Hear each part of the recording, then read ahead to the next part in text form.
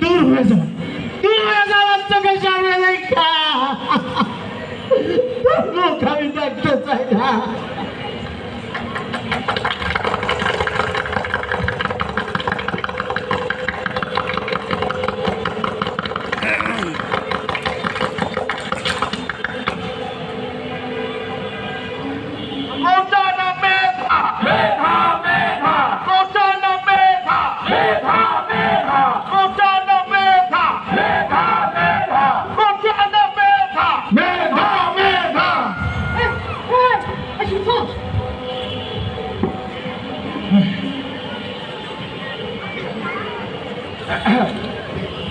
আপা আপা দেশের সকল শিক্ষার্থীরা তারা একটা যৌক্তিক দাবি নিয়ে আন্দোলন করছে আপা।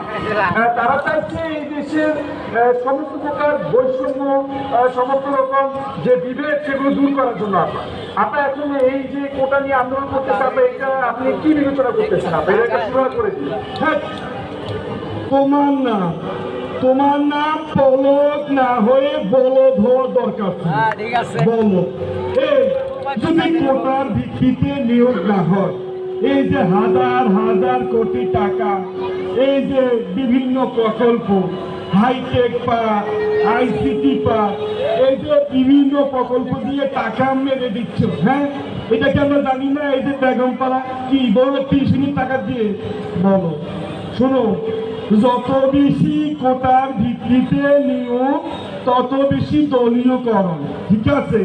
তত আমাদের গদি সিকিউর। বিষয়টা মাথায় রাখতে হবে, গুটিয়ে রাখো। বল আপা, আপা তাহলে এখন এই পরিস্থিতিতে আমরা এখন কি করতে পারি আপা? হবে না, তোমরা মিলে রাখো, আমি কথা বলবো।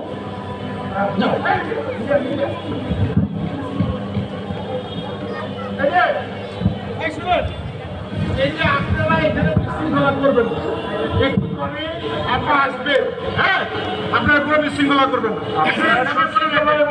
এই যে যেভাবে স্ক্রিপ্ট করে দিয়েছি ওভাবে কিন্তু পাঠ করবেন, হ্যাঁ ঠিক আছে?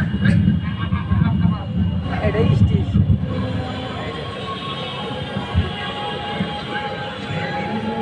আপনারা সবাই জানেন বাংলাদেশ দুর্বার গতিতে এগিয়ে যাচ্ছে।